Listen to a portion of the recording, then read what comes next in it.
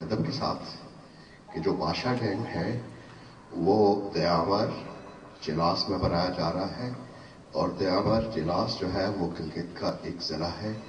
ریاست جموں و کشمیر جو ہے اس کے سرحدی صوبے میں شامل ہے گلگت اور بلتستان دونوں، اور وہ بھی ہمارے علاقے میں تعمیر کیا جا رہا ہے۔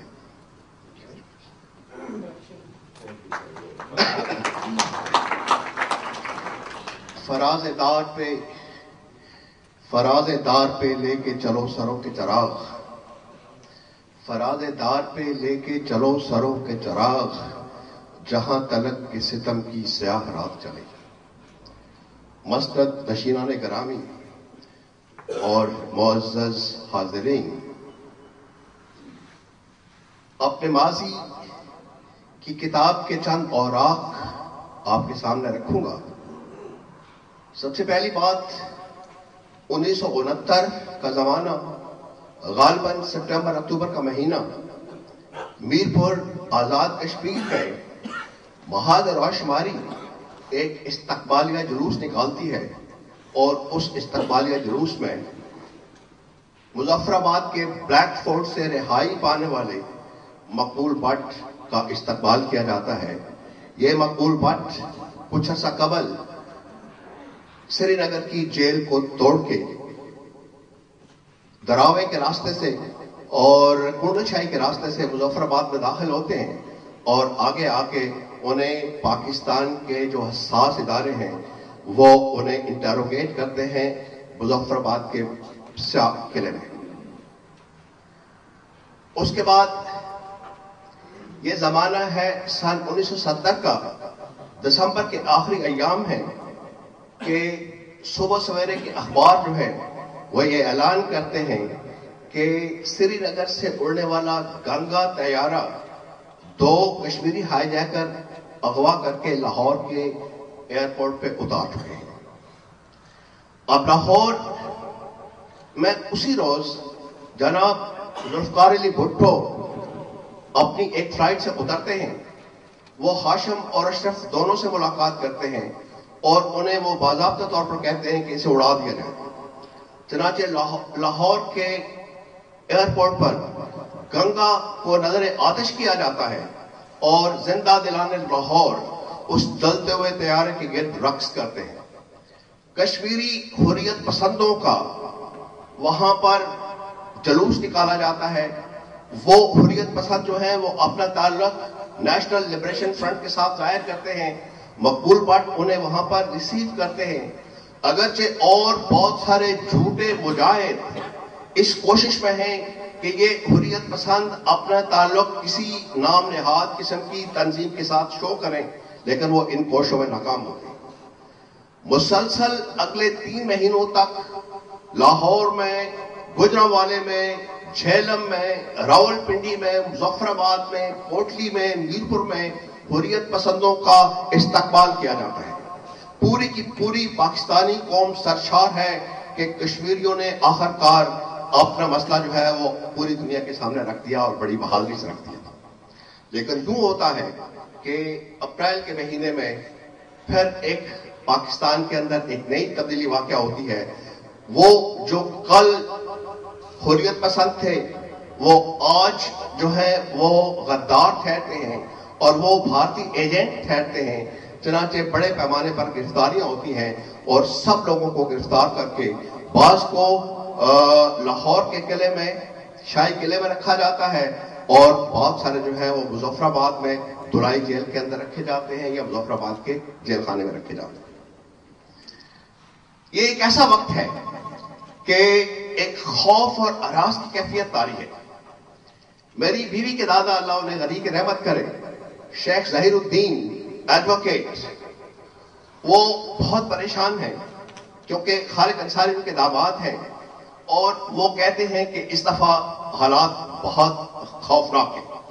چنانچہ وہ کہتے ہیں کہ آپ لوگ 3-4 لوگ ڈیلیگیشن بنا کے کل پرسوں آ جاؤ سرگودے میں، اور ذوالفقار علی بھٹو وہاں پر تشریف لائیں گے، اور آپ کا ڈیلیگیشن بھٹو صاحب سے ملے، اور تاکہ انہیں ساری صورتحال سے آگاہ کیا جائے، اور وہ یحییٰ خان سے بات کریں کہ کیا صورتحال ہے۔ میرپور میں سعید شاہ نازکی ہیں، میرپور میں جی ایم میر ہیں، میرپور میں رشید حسرت ہیں. میں ان کے ساتھ ہم سب لوگ سرگودے جاتے ہیں اور سرگودے ہم بھٹو صاحب سے ملاقات کرتے ہیں اور بھٹو صاحب کو ہم بتاتے ہیں جناب کہ جو کچھ ہوا وہ آپ کے اشارے پر ہوا، آپ ہی نے کہا تھا ایسا ہوا. بھٹو صاحب کہتے ہیں کہ مارشل لا جو ہے وہ بڑا سخت ہو گیا ہے اور صورتحال جو ہے میں کوشش کروں گا کہ آپ کی بات وہاں پر پہنچاؤں، لیکن میں کچھ بڑا وعدہ نہیں کر سکتا. اس کے بعد ہم آگے چلتے ہیں. 1971 کا زمانہ آ جاتا ہے. 1971 دسمبر میں ڈھاکہ فال ہو جاتا ہے اور 1971 کے بعد جب ذوالفقار علی بھٹو صاحب کو حکومت ملتی ہے تو لاہور میں ایک ٹریبیونل قائم ہوتا ہے، جسٹس یعقوب علی خان اور شیخ عبد القادر. چنانچہ یہ جو ٹریبیونل ہے، اسپیشل ٹریبیونل، یہ وہاں پر گنگا ہائیجیکنگ کا جو کیس ہے اس کا مقدمہ اس کے سامنے پیش ہوتا ہے اور وہاں پر ایک وہ دن آتا ہے جبکہ عدالت کے اندر وہ سارا ڈرامہ سٹیج کیا جاتا ہے اور مقبول بٹ سے کہا جاتا ہے کہ آپ یہاں ڈیمونسٹریٹ کرو کہ آپ کس طریقے سے آپ نے سری نگر کی جیل توڑی اور کیسے آپ مظفر آباد پہنچے. تو وہاں پر پریکٹیکل پرفارمنس دیتے ہیں اور اس طرح وہ کورٹ کو اطمینان جب ہو جاتا ہے کہ یہ اپنے طریقے سے اپنی کوشش سے خود جیل توڑ کے بھاگے ہیں تو تب جا کے اس کا مقدمہ جو ہے اس کا فیصلہ ہوتا ہے اپریل 1973 میں اور سب کے سب لوگوں کو سوائے ہاشم کے باری قرار دے دیا جائے. اس کے بعد ہم آگے چلتے ہیں. مظفر آباد میں غلام مصطفیٰ الوی صاحب کا گھر ہے. شام کا وقت ہے، میں وہاں پر کھانے کے لیے گیا ہوا ہوں. میں مظفر آباد کسی کام سے ہوں. الوی صاحب بڑے پریشان ہیں. مجھے کہتے ہیں کہ کافی دن ہو گئے ہیں کہ بٹ صاحب اوپر گئے تھے دراوے کی طرف اور کوڈل شاہی کی طرف اور آگے اگلے علاقوں میں گئے تھے اور بہت دن ہو گئے ہیں، مجھے بڑی پریشانی ہے کہ بٹ صاحب آئے نہیں. اور ہم یہی باتیں کر رہے ہوتے ہیں کہ اتنی دیر میں دروازہ کھلتا ہے اور بٹ صاحب اندر آ جاتے ہیں اور بٹ صاحب جو ہیں وہ اپنے جوتوں سے گرد وغیرہ اتارتے ہیں، اتارے بغیر جوتے اتارتے ہیں اور کہتے ہیں مجھے الوی صاحب مجھے سخت بھوک لگی ہے، جو کچھ ہے مجھے پلیز دے دیں اور دیر میں دیں. اور وہاں پر بٹ صاحب کو کھانا دیا جاتا ہے. پھر ہم ان سے پوچھتے ہیں کہ کیا کہاں رہے، وہ سارا ٹریکنگ کرتے رہتے تھے ادھر جا کر. اس کے بعد ہم اور آگے چلتے ہیں. یہ اپریل 1977 کی بات ہے، 1977. میرپور اس زمانے میں ہب تھا ٹریڈ یونین ایکٹیویٹی کا اور آگے یوم مئی آ رہا تھا. ہم بہت سارے جو جتنے بھی وہاں پر ٹریڈ یونینز تھی ان کا یکم مئی کو جلوس نکالا کرتے تھے. چنانچہ فنڈ ریزنگ کے لیے میں جی امیر صاحب کے گھر جاتا ہوں.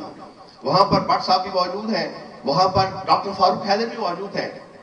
ان سے بات چیت ہوتی ہے. بٹ صاحب کہتے ہیں کیا ہو رہا ہے، میں بتاتا ہوں ان کو یہ ہو رہا ہے. کہتے ہیں کہ کچھ نیشنلزم کے حوالے سے بھی لوگوں کو کچھ تھوڑی بہت ان کی تربیت کیا کریں. وہ میری ان کی آخری ملاقات ہوتی ہے 2 مئی کو. میرپور میں بہادر رائے شماری کی سینٹرل ایگزیکٹو کا اجلاس ہے. وہاں پر بٹ صاحب جب نہیں آتے مجھے پتہ چلتا ہے کہ بٹ صاحب تشریف نہیں لائے. تو اسی وقت سے میرا ماتھا ٹھنکا اور میں نے کہا کہ بٹ صاحب غائب ہوا. اور پھر 17 مئی کو ایک دوست مجھے ملتا ہے، مشتاق کامریڈ صاحب کے بھائی جو ہے، وہ کہتے ہیں کہ بٹ صاحب تو وہاں پر گرفتار ہو. 1977 سے لے کے 1984 تک بٹ صاحب مسلسل جیل میں رہتے ہیں اور مکمل طور پر محفوظ. مجھے پکا یقین ہے کہ اگر بہادر کا قتل نہ ہوتا تو ہندوستان نے بٹ صاحب کو پھانسی نہیں لگایا. افسوس کی بات ہے کہ ایک انتہائی ادنا اور بیکار اور فضول جو ایکٹیویٹی ہے اس کی وجہ سے ہمارا ایک بہت قیمتی جو ہماری قیادت تھی ہمیں اس سے معروف ہونا پڑا. اس میں سب سے بڑی اہم بات جس کو ہمیں مد نظر رکھنا چاہیے وہ یہ ہے کہ مقبول بٹ خط متارکہ جنگ لائن آف کنٹرول کے ادھر بھی جو ہے وہ ایک ناپسندیدہ شخص تھی اور ادھر بھی ایک ناپسندیدہ شخص تھی. ہندوستان بھی اسے پسند نہیں کرتا تھا، پاکستان بھی اسے پسند نہیں کرتا تھا، اس لیے کہ وہ ایک صحیح رہنما تھا کشمیریوں کا اور وہ کشمیر کی صحیح معنوں میں آزادی چاہتا تھا اور صحیح معنوں میں آزادی جو ہے وہ قابض قوتوں کو قبول نہیں ہوتی. میں آپ سے صرف اتنا عرض کروں گا کہ آپ ایک بات کو ہمیشہ کے لیے ذہن میں رکھیے کہ اگر آپ صحیح آزادی پسند ہیں تو قابض قوتیں آپ کو کسی طور پر پسند نہیں کریں گے.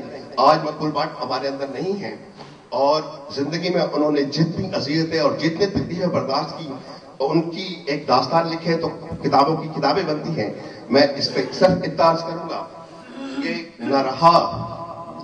نہ رہا جنون رخ وفا، نہ رہا جنون رخ وفا، یہ رسن یہ دار کرو گے کیا، جنہیں جرم عشق پہ راز تھا وہ گنہگار چلے گئے. Thank you.